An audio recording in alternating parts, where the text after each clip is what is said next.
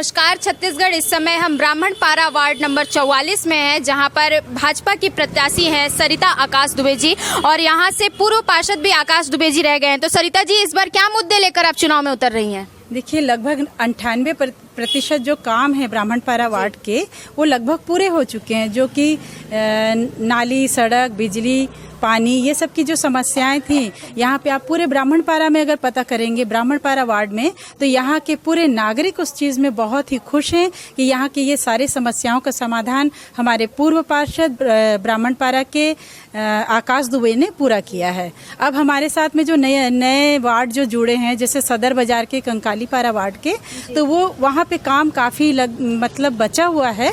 तो वहाँ पे जो भी काम होगा, वहाँ पे आप देखेंगे वहाँ की हालत अभी काफ़ी जर्जर है। वहाँ पे नाली और पानी, सड़क, ये सब की सुविधा ज़्यादातर है नहीं। तो मैं पार्षद जैसे बनूंगी, तो मैं पार्षद बन के आके वहाँ पे ये सब की समस्याएं कि जो वहाँ पे महिलाएं बता रही हैं, और कुछ जगह में ये है कि वहाँ पे जैसे बता रहे हैं कि जगह थोड़ा अंधेरा है, तो वहाँ पे ना असामाजिक तत्व वहाँ पे बैठते हैं, महिलाएं असुरक्षित हैं। तो उस पे विशेष ध्यान दूंगी कि वहाँ पे जो हो सके कि वहाँ पे सारी सुरक्षा की व्यवस्था की जाए। अगर नए नवीनीकरण की बात करें, जैसे आप बता रही हैं कि यहाँ पर 98% काम हो गए, तो नए नवीनीकरण में आप क्या करने की कोशिश करेंगी? वहाँ पे मेन वही है, मेन जो हम लोग का काम है, गार्डन की व्यवस्था है, महिलाओं की सुरक्षा है, ये सब पे विशेष मेन हमको वहाँ पे ध्यान देना है।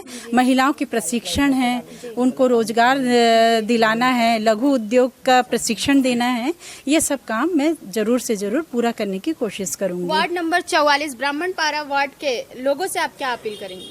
उनसे यही अपील करूंगी कि मैं ब्राह्मणपारा वार्ड की भारतीय जनता पार्टी से सरिता आकाश दुबे आपकी प्रत्याशी हूं, और आप लोग कमल छाप में वोट देके मुझे भारी मतों से विजयी बनाएं।